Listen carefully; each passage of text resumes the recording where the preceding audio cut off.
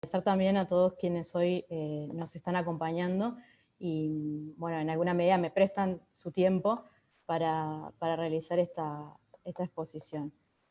Voy a compartirles la diapositiva.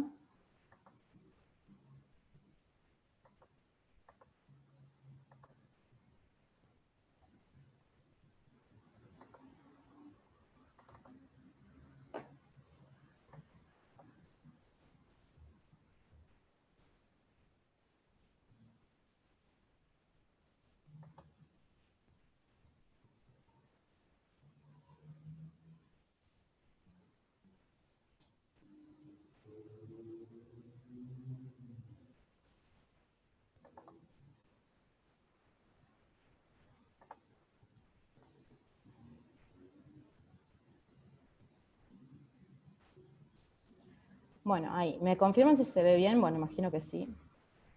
Listo. Bueno, por el apoyo técnico.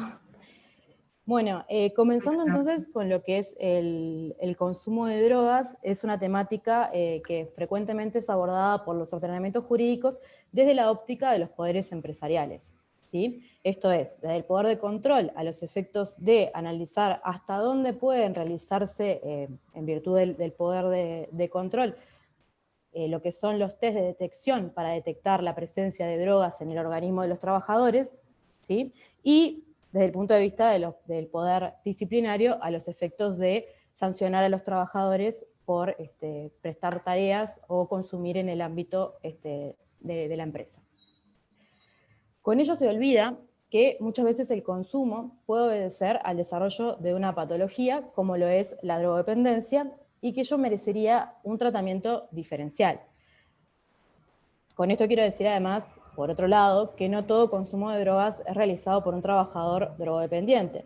Entonces, cuando decimos, por ejemplo, que en el caso de un trabajador que ha desarrollado una patología, no se encontrarían presentes todos los requisitos para ejercer válidamente el poder disciplinario, ello no es trasladable a cualquier hipótesis en la cual se da una situación de consumo en el ámbito laboral. O sea, de ninguna forma se pretende negar la posibilidad del empleador de sancionar, sea un trabajador que consume en el ámbito de la empresa o mientras está prestando tareas, o sea un trabajador que presta tareas bajo los efectos de las drogas, aunque el consumo no haya sido dentro del ámbito laboral.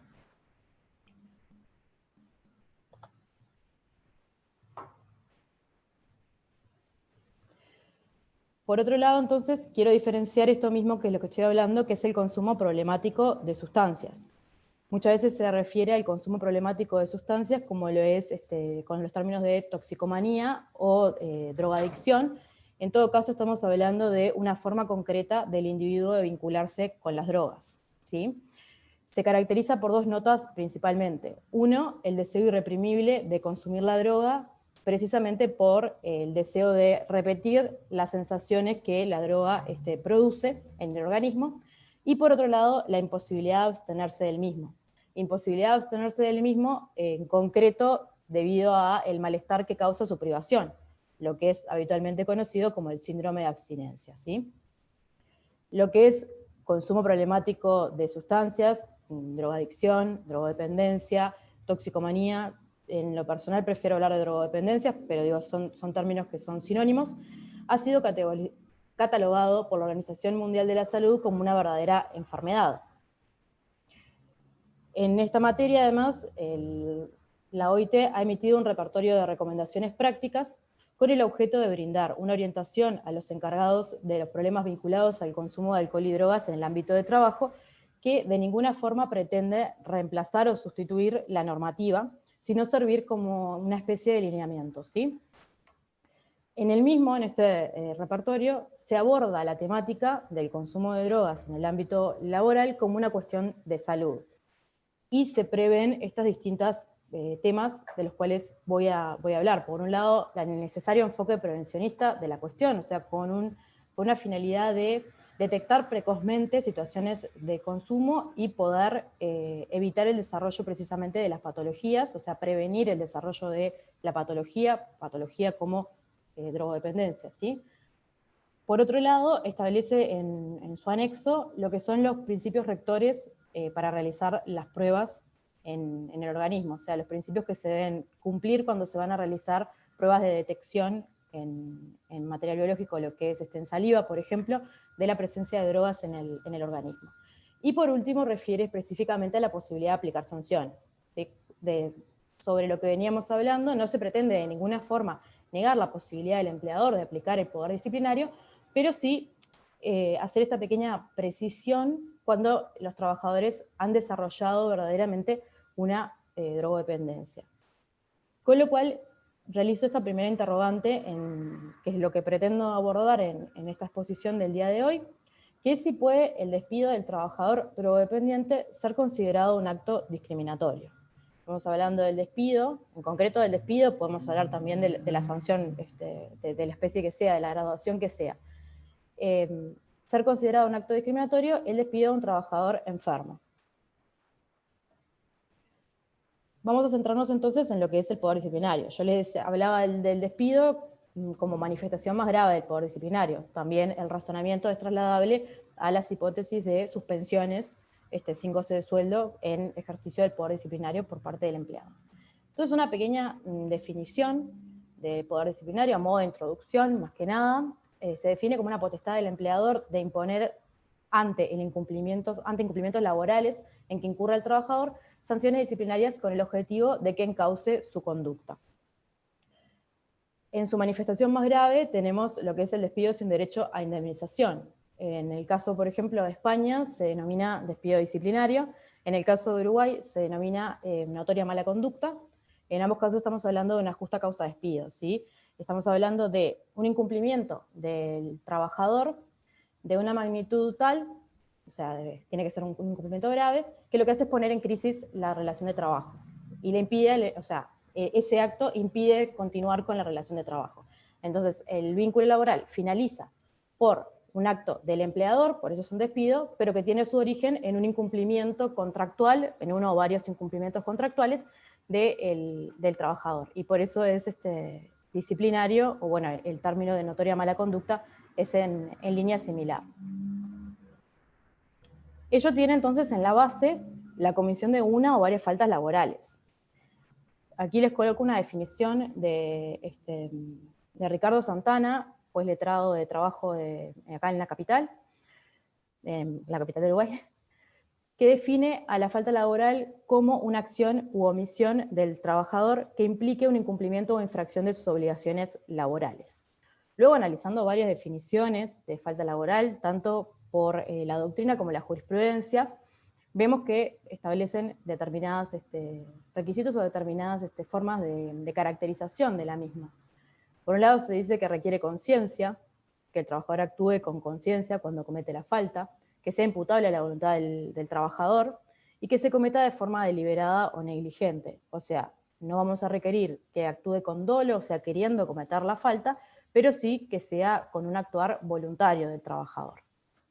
Y aquí es donde podemos realizar la siguiente interrogante. ¿Puede una enfermedad, como lo es la drogodependencia, ser considerada una conducta culpable? O sea, ¿puede una enfermedad ser considerada un incumplimiento laboral y hacerlo merecedora de las máximas sanciones que establece los ordenamientos jurídicos, como es el caso del despido sin indemnización? Sobre esta línea es donde nos vamos a centrar, ¿sí? Un primer punto que tenemos que preguntarnos, o primera cuestión que surge cuando intentamos contestar o dar una respuesta a esta pregunta, es si el desarrollo de la drogodependencia en cuanto a patología, en cuanto a enfermedad, permite descartar la voluntariedad de la conducta. Es decir, por el hecho de que el trabajador tenga una drogodependencia, o sea, tenga una dependencia, una adicción, ¿podemos decir que la conducta esa no es cometida de forma voluntaria? Y acá tenemos, como verán ahí, dos posturas. A favor, por un lado, una sentencia, está citada ahí, sentencia número, es la identificación, del Tribunal de Apelaciones de Trabajo de primer turno en Uruguay, que al hablar de las adicciones señala que la adicción radia la acción de la voluntad del adicto, con lo cual no vamos a poder hablar, en el caso de situaciones de consumo en el ámbito laboral, cuando fueran realizados por un trabajador drogodependiente de una falta cometida voluntariamente, siendo la voluntariedad necesario para poder hablar de falta laboral. En la misma línea, en la doctrina española, otra de las referencias, la existencia de una conducta adictiva descarta la voluntariedad. Yo esta exposición la encaro desde el punto de vista de las drogodependencias, pero como verán, muchos de los razonamientos son trasladables a otros casos en los cuales se manifieste una conducta adictiva. De hecho, cuando señalo ahí en contra, las sentencias que cito de los tribunales superiores de justicia, todas refieren a casos de alcoholismo, pero el razonamiento es perfectamente trasladable a otras hipótesis. Entonces, en este caso tenemos una del Tribunal Superior de Justicia de Asturias y otra del Tribunal Superior de Justicia de Madrid, que al hablar del alcoholismo, trasladable también a la drogodependencia, señalan que no impide al trabajador comprender el carácter reprochable que posee su comportamiento. Con lo cual, el hecho de que tenga una drogodependencia no permite descartar la voluntariedad de la conducta. Sigue siendo una conducta realizada de forma voluntaria y por lo cual se puede sancionar perfectamente al trabajador. Básicamente sería ese el razonamiento, hablando así, explicándolo a grandes rasgos. Una de las sentencias que me parece más interesante en este tema, que otra vez refiere a otra adicción totalmente distinta, como lo es la ludopatía, pero todas en el fondo tienen un mismo comportamiento adictivo, se caracterizan todas las adicciones en el fondo, tienen caracteres muy similares. Esta sentencia del año 2016 es del Tribunal Superior de Justicia de Castilla-La Mancha.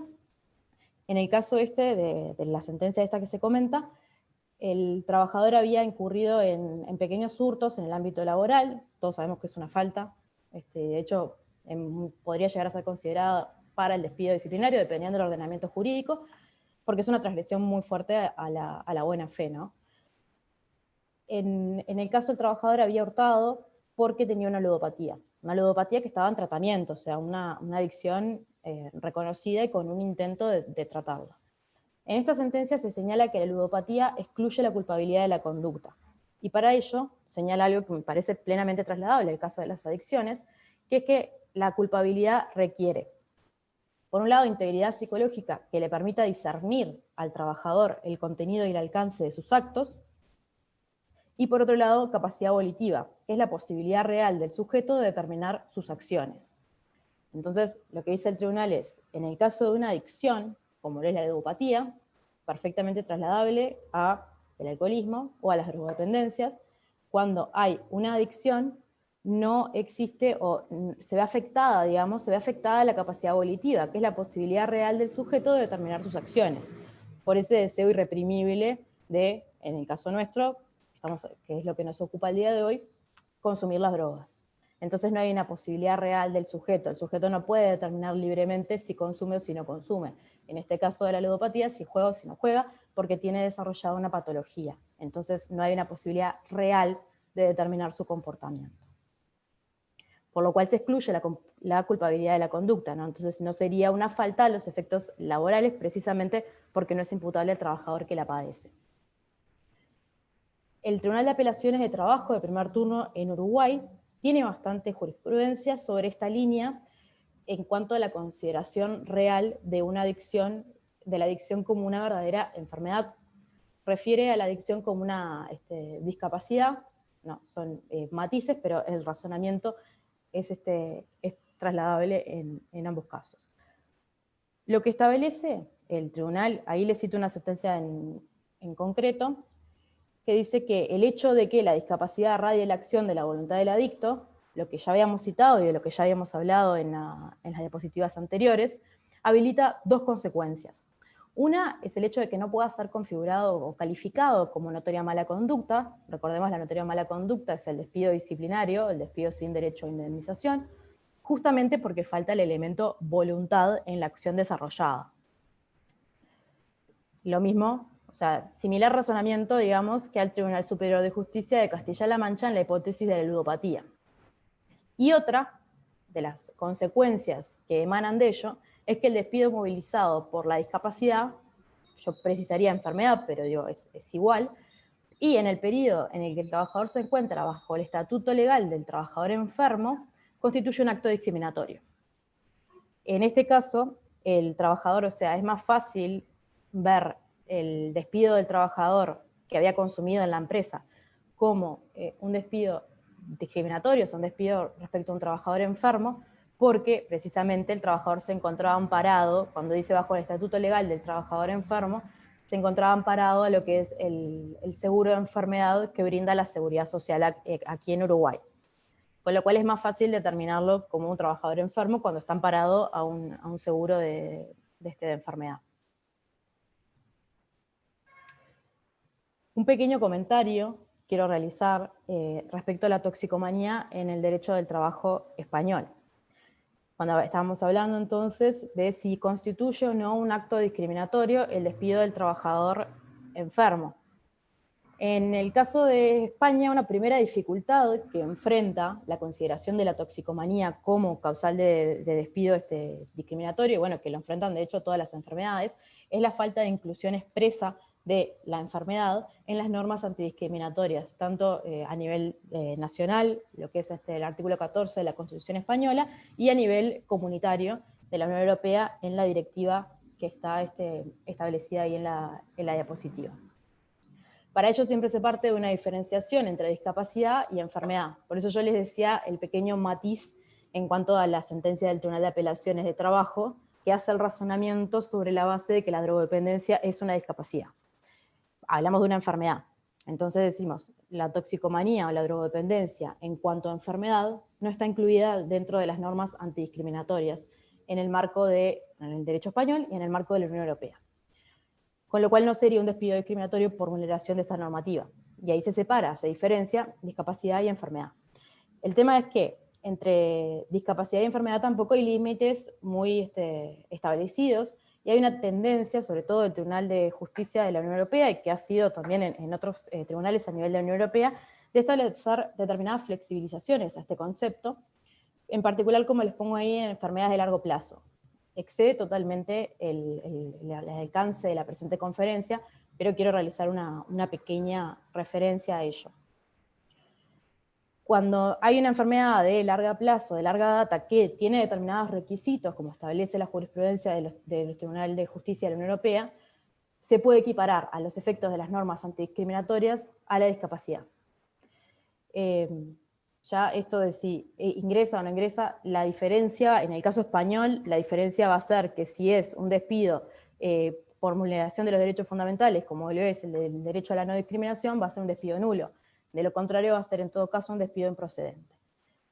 Pero bueno, esto es un pequeño pantallazo para ubicarnos en tema. Justamente, como les comentaba, la jurisprudencia del Tribunal de Justicia de la Unión Europea. Tengo una sentencia citada ahí, hay otras sobre estos temas, pero esta es la que me parece más interesante, porque se pronuncia sobre un caso en el cual se había despedido a un trabajador por padecer de obesidad. ¿Sí? La obesidad, considero, tiene las mismas dificultades, se enfrenta en alguna medida que la drogodependencia, y es la dificultad que tenemos de considerarlos verdaderas enfermedades.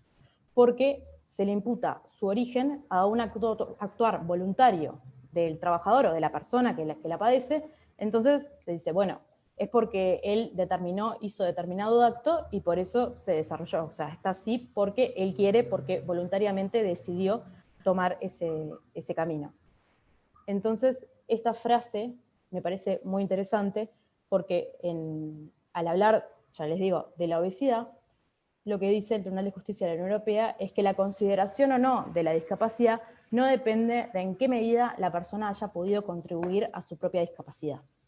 Y esto se lo digo porque en muchos del estudio que he realizado, he visto en varias ocasiones repetido una frase respecto a la toxicomanía o la drogodependencia, en cuanto a que tiene su origen en un accionar voluntario de la persona, con lo cual es imputable a quien lo padece. A lo cual me gustaría precisar por lo menos dos cuestiones. Una, sí, en su origen precisamente sí, porque la persona voluntariamente decide consumir drogas cuando inicia. El tema es que cuando se desarrolla una patología, como lo es la drogodependencia, ya no se encuentran condiciones de interrumpir el consumo, precisamente por ello que yo les señalaba del deseo irreprimible y de consumir la droga, y del malestar que produce su privación. Entonces ya no estamos hablando de algo que realiza voluntariamente, sino por el desarrollo preciso de la patología. Y una segunda cuestión, que por lo menos me parece que invita un poco a la reflexión, es qué dificultad tenemos me refiero en general, ¿no? Como sociedades, qué dificultad tenemos para considerar a la drogadicción como una verdadera enfermedad, precisamente porque tiene su origen en un actuar voluntario de la persona, cuando hay un montón de enfermedades que dependen que no dependen exclusivamente de predisposiciones genéticas, sino que dependen de hábitos alimenticios o que dependen del consumo de tabaco, por ejemplo, y sí son consideradas verdaderas enfermedades. ¿Por qué no podemos pensar lo mismo de las drogodependencias? Eso es básicamente lo que quería transmitirles, trayendo a colación esta sentencia del caso de un trabajador despedido por obesidad. La otra gran dificultad que tiene en España la consideración del despido del trabajador que ha desarrollado una patología es que el artículo 54 del Estatuto de los Trabajadores la incluye a texto expreso como causal de despido disciplinario. Entonces, el artículo 54 del Estatuto del Trabajador tiene dos numerales. El primero establece que el contrato de trabajo podrá extinguirse por decisión del empresario mediante despido basado en un incumplimiento grave y culpable del trabajador. Esto es lo que es el despido disciplinario, ¿sí? Luego, en su segundo numeral, hace una enumeración, destaca un elenco taxativo de causales de despido disciplinario, de las cuales el empleador, cuando toma la decisión de despedir al trabajador de forma disciplinaria, tiene que enfrascar o, digamos, enmarcar la conducta del trabajador en una de estas causales, ¿sí? Por eso se dice taxativo. El profesor Carlos Palomeque señala que extramuros de esta enumeración, solo se encuentra el adherir a una huelga ilícita. Pero bueno, eso es otro tema totalmente distinto. A lo que vamos en concreto tenemos una enumeración específica de causales que dan derecho al despido, o sea, que ameritan el despido disciplinario por un incumplimiento del trabajador, entre las cuales encontramos la embriaguez habitual o toxicomanía si repercuten negativamente en el trabajo. Nos vamos a centrar en esta segunda hipótesis, que es la que está marcada subrayadita, que es la toxicomanía si repercute negativamente en el trabajo. Toxicomanía. Entonces, si vamos a la definición de la Real Academia Española, define la toxicomanía como un hábito patológico de intoxicarse con sustancias que procuran sensaciones agradables o que suprimen el dolor. Tenemos entonces dos grandes temas, un hábito patológico. Hábito, bueno, lo que va a requerir es cierta asiduidad en la conducta, ¿sí? Que la conducta se presente en forma reiterada. Una conducta o un hecho aislado no hace un hábito. Lo que hace el hábito es precisamente la reiteración de una determinada conducta. Pero por otro lado, además de ser un hábito, es patológico. Patológico refiere a una patología, lo cual denota una enfermedad. Entonces, parecería ser, si nos seguimos a los estrictos términos del Estatuto del Trabajador, parecería ser que lo que está establecido como causal de despido disciplinario es, en primer lugar, el consumo reiterado, y en segundo lugar, el consumo reiterado que denote una patología. Más allá después del resto del artículo, que es la incidencia negativa en el trabajo, a lo cual vamos a referir más adelante. Con lo cual parece, el consumo reiterado sin denotar una patología no sería causal de despido disciplinario. O sea, solamente es el hábito patológico. Y acá vamos a lo que es la aplicación por los tribunales. Los tribunales tienden a referir, del análisis que he hecho de la jurisprudencia en España, los tribunales tienden a referir a la causal, a la configuración de esta causal cuando se da la conducta de forma reiterada. O sea, episodios de consumo en el ámbito laboral. ¿Cuántos episodios hay? Bueno, ya tenemos 3, 4 episodios para poder hablar de un verdadero hábito y en un periodo determinado de tiempo. Pero el tema es que hablan solamente de un hábito o requieren solamente la reiteración de la conducta.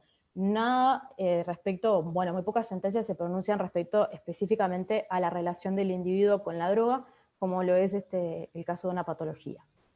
Por eso digo, bueno, por un lado, lo que dice la norma, así, en blanco y negro, y luego lo que es la aplicación por los tribunales, que solamente requieren la reiteración de la conducta. Por otro lado, tenemos la repercusión negativa en el trabajo, como segunda pata, digamos, para la configuración de esta causal. Ejemplos de repercusión negativa en el trabajo, según, como ya les había comentado, el estudio de jurisprudencia en la materia, les señalo ahí algunos: indisciplina, falta de puntualidad, error, torpeza o mala práctica en la ejecución del trabajo, conflictos interpersonales, ¿sí? Peleas con los compañeros de trabajo o con el empleador, la creación de situaciones de riesgo y la ocasión de daños, sea los bienes propios bienes propios de la empresa o bienes de terceros. Esta causal de despido, toxicomanía, como yo les había señalado, utiliza un término que no sería en todo caso el apropiado, porque parece referir como causal de despido a la única hipótesis en la cual es por lo menos discutible, que es cuando se desarrolla una patología.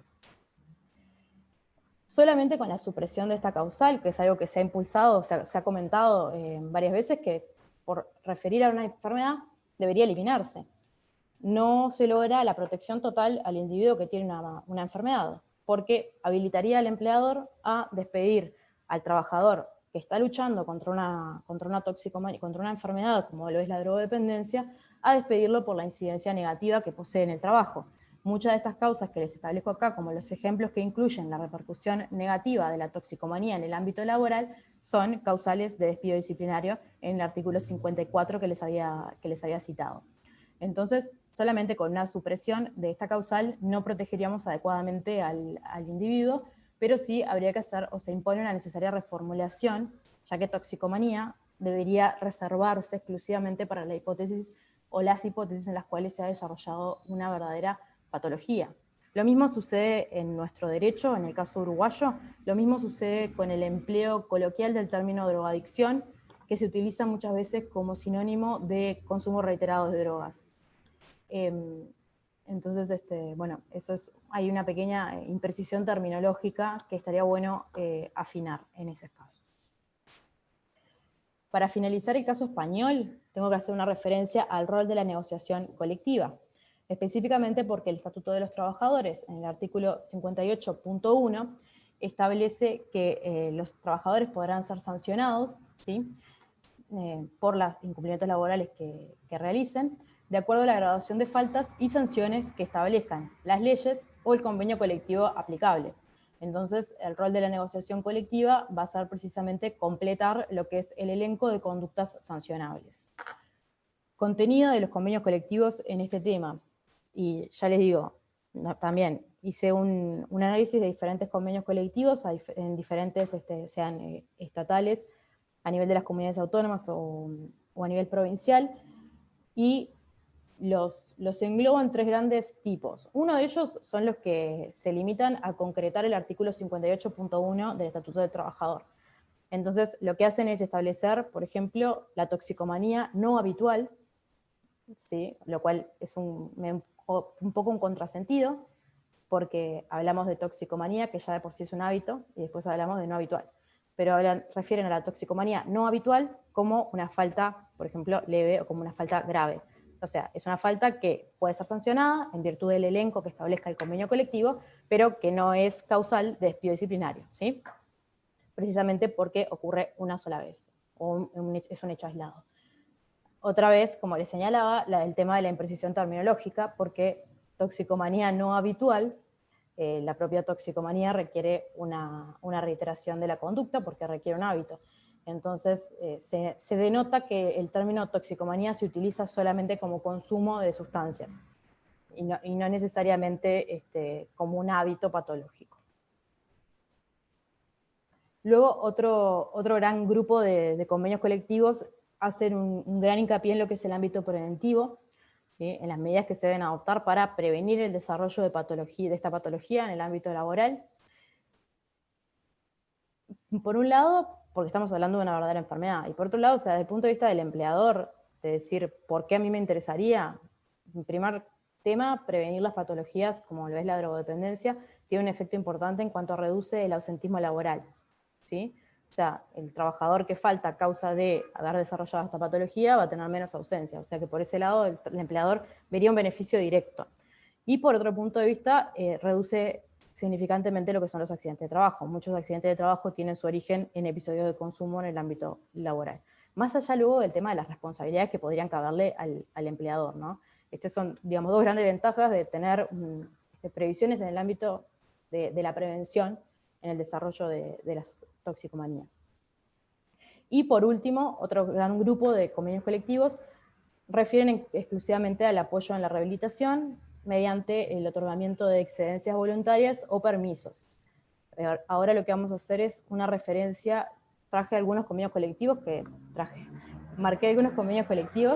que lo que me interesa es para ir destacando.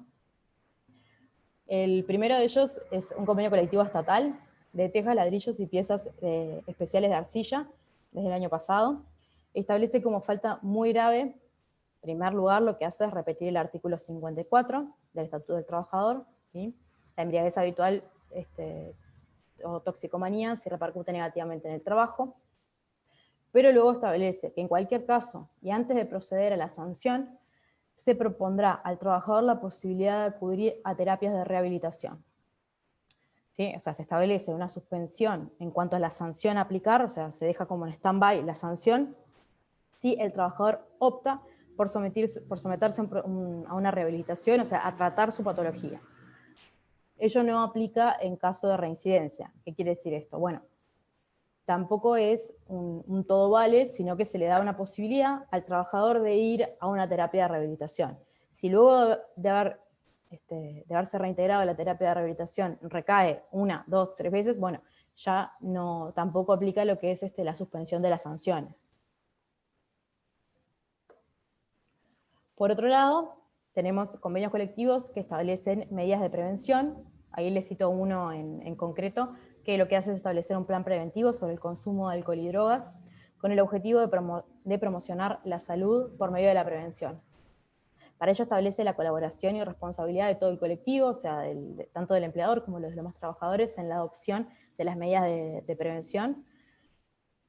También establece obligaciones en cuanto a la información, o sea, lo que es capacitación en temas de drogodependencias, y que sea verdaderamente un tema del que se hable, ¿no? La capacitación y las campañas de sensibilización, sobre todo, muy importantes. Y por otro lado, el apoyo en el tratamiento, o sea, cuando el trabajador presenta una patología, decide someterse a un tratamiento de rehabilitación, o sea, reconoce su patología y decide hacer algo al respecto, lo que se establece es la posibilidad de la empresa, o sea, el apoyo, digamos, que brinda la empresa en esas situaciones. Después tenemos, en concreto en esto del apoyo en la rehabilitación, lo que denomino otras cláusulas positivas. Cláusulas positivas se refieren porque, si bien tratan el tema de las drogas, lo que es el consumo de drogas en el ámbito laboral, no es solamente desde el punto de vista del poder disciplinario o del poder de control, como muchos convenios colectivos lo hacen. Por eso positivas, porque tratan, apuntan a un tratamiento más integral de la cuestión. Algunos establecen, estos que cito ahí, establecen posibilidad de acogerse a excedencias voluntarias con conservación del puesto de trabajo. Hay otros que establecen posibilidad de solicitar permisos, lo que es en el derecho uruguayo se llama licencia sin goce de sueldo, o sea, es la posibilidad del trabajador de ausentarse del lugar de trabajo sin abonarle la remuneración en el interín, digamos, ¿no? Pero con la conservación del puesto de trabajo cuando se reintegre. Con esto terminaríamos lo que es el comentario que quería hacer sobre la situación en España, y ahora me interesa ingresar en la situación en la normativa uruguaya. El tratamiento que ha tenido la cuestión del consumo de drogas en el ámbito laboral históricamente ha sido prohibicionista, o sea, varias normas que ahora les voy a comentar, que son las que están ahí en la diapositiva, que lo que se hacen es limitar a prohibir el consumo y poco más. Algunos establecen alguna potestad de control o hacer referencia a las potestades disciplinarias, y fragmentada porque, como surge del elenco, hay diferentes disposiciones, o había, por lo pronto, diferentes disposiciones para diferentes sectores de actividad, pero no había nada genérico, digamos, para el trabajador en relación de dependencia. Tenemos uno de los convenios aplicable a la industria, comercio y servicios, o sea, igual es bastante amplio, se limitaba a prohibir el despacho de ingesta de bebidas alcohólicas. En el caso no hablaba concretamente de las drogodependencias, pero sí habla del consumo de estas, cuando hablamos de drogas y alcohol, casi siempre el tratamiento es similar. Luego, en el 95, tenemos el decreto aplicable a la industria de la construcción. También prohibía el consumo de bebidas alcohólicas en los comedores en cualquier lugar de la obra. Facultaba o establecía las facultades de control por medios no invasivos, lo que es una espirometría o similar, y la posibilidad de aplicar sanciones en caso de que el nivel en sangre supere los límites o el mínimo permitido. En el caso del sector forestal y del sector rural, como están señalados ahí, solamente se establecía la prohibición de consumir alcohol y drogas en el ámbito laboral o ingresar al predio del trabajo, o sea, al ámbito de la empresa o el predio donde estuvieran prestando tareas, bajo los efectos de las drogas. Ambos son idénticos en ese sentido, solamente limitándose a prohibir y más nada. Como verán, era bastante escueta y solamente desde el punto de vista precisamente de los poderes empresariales en cuanto a potestades de control o potestades disciplinarias.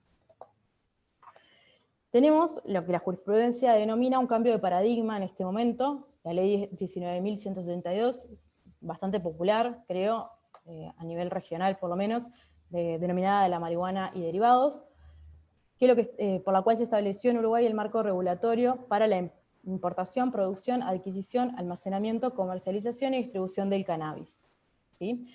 Ella es a lo que la jurisprudencia refiere como un cambio de paradigma. Dice, de algo que vinimos históricamente tratando solo desde el punto de vista prohibicionista, se hizo un cambio en la mentalidad o en la forma de encarar y abordar el consumo de drogas. El artículo 13 de la ley solamente remite a lo dispuesto en la ley 18.256, que es la ley de control de tabaquismo, que lo que hace es establecer como conducta prohibida fumar cannabis psicoactivo en el ámbito laboral y mantener encendidos productos de cannabis. O sea, el artículo, la ley del tabaco, lo que dice es la prohibición de fumar o mantener encendidos productos de tabaco, y en virtud de esta remisión es también aplicable el cannabis psicoactivo en espacios cerrados que sean un lugar de trabajo. ¿Ah? Más nada, es bastante escueto, digamos, en cuanto a la regulación del consumo de drogas o de cannabis en concreto en el ámbito laboral. Por vía reglamentaria, tenemos el decreto del Poder Ejecutivo 120 del 2014, que lo que hace es reglamentar la ley, ¿sí? En su artículo 42 regulaba lo que eran las disposiciones laborales.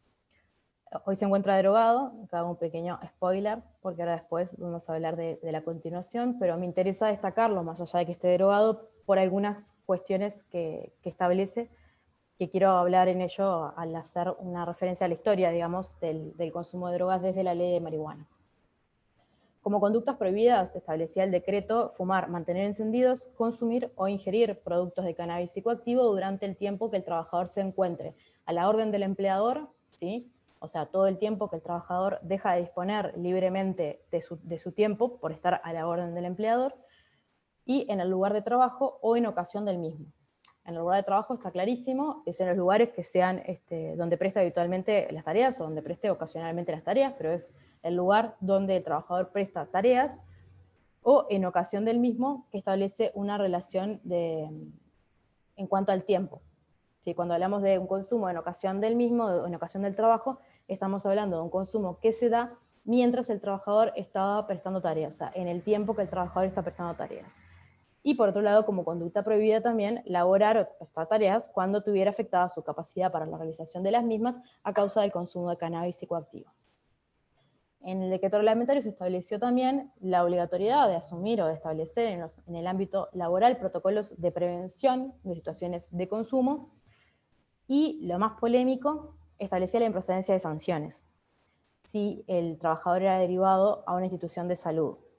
O sea, si el trabajador, en virtud de la detección de consumo, era derivado a una institución de salud para su diagnóstico y tratamiento, en ese caso el decreto establecía que no procedían las sanciones disciplinarias, pero decía, si no hubiera cometido otra falta, vinculado no con el consumo de cannabis psicoactivo.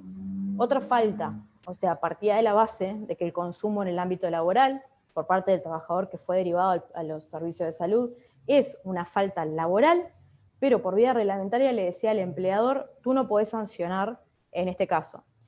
se podrán imaginar que la resistencia y la polémica en la que refiero vino principalmente por el sector empresarial, que decía, bueno, un momentito, por un decreto se me está pretendiendo limitar una potestad que en definitiva emana de la dirección, o sea, del poder de dirección, de la dirección de la empresa, y de la libertad de empresa que siempre está protegida a nivel constitucional, en el caso de Uruguay, ¿no?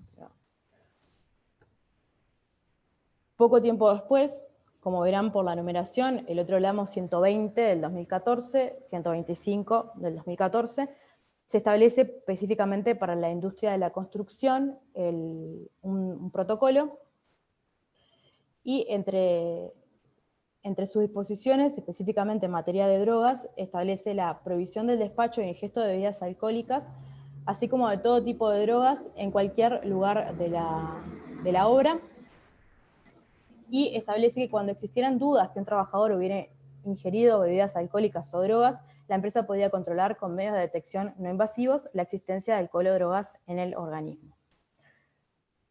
En el caso de positivo, o sea, de que diera positivo en estas pruebas de detección, debía retirarse inmediatamente de la obra, pudiendo ser sancionado.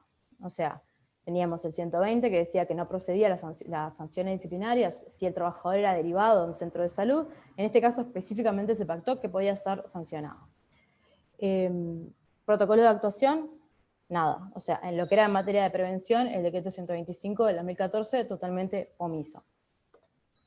Y llegamos al último de los puntos que quería marcarles, el decreto 128 del 2016, mediante el cual se establece el procedimiento de actuación en materia de consumo de alcohol, cannabis y otras drogas en el ámbito laboral. Este decreto deroga expresamente el que les había señalado hoy que se encontraba derogado, que era el 120 del 2014. En su artículo segundo, prohíbe el consumo y la tenencia de alcohol y cualquier otro tipo de drogas durante la jornada de trabajo, sea en los lugares de trabajo o en ocasión del mismo. Diferencias con la norma que lo antecede: en primer lugar, las conductas prohibidas, tenemos consumo y tenencia. En el anterior, no sé si recordarán, se los recuerdo, solamente hablábamos del consumo, de diferentes, o sea, ingerir, fumar, diferentes actitudes vinculadas a lo que es el consumo. Nada decía respecto a la tenencia.